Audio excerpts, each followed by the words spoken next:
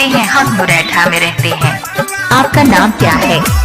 माँ Saraswati tent house, station road, Muraitha. Phone पर गणेश ठाकुर, mobile number 9576086853। हम पानी पगलाई जहिया से देख के पिया मुस्काई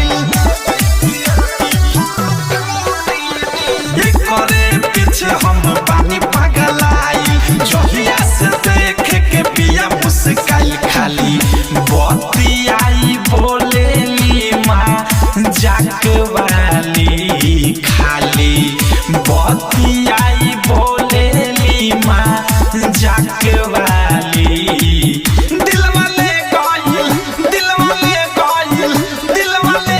पियर की फराक वाली दिल वाले गाइल पियर की फराक वाली दिल वाले गाइल पियर की फराक वाली। आपका नाम क्या है डीजे? राहुल राजधानी। आपका नाम क्या है?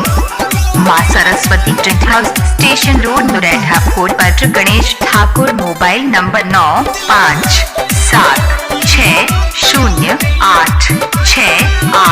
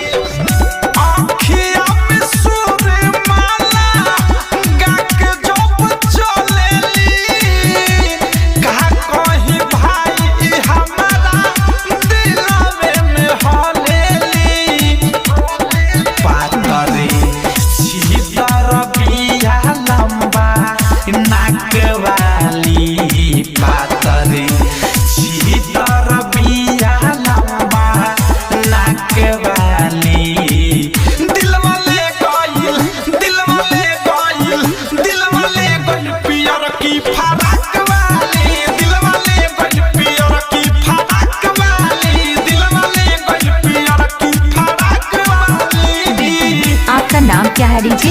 राहुल राजधानी। आपका नाम क्या है? माँ Saraswati tent house, station road, Muraitha. Phone पर गणेश ठाकुर, मोबाइल नंबर 9576086853।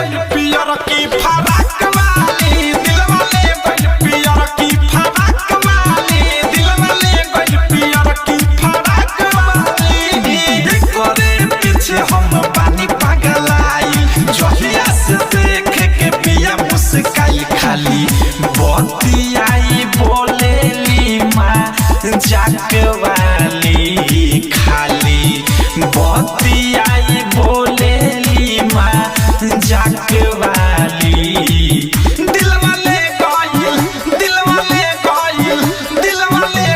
पियर की फराक वाली दिल वाले गाइल पियर की फराक वाली दिल वाले गाइल पियर की फराक।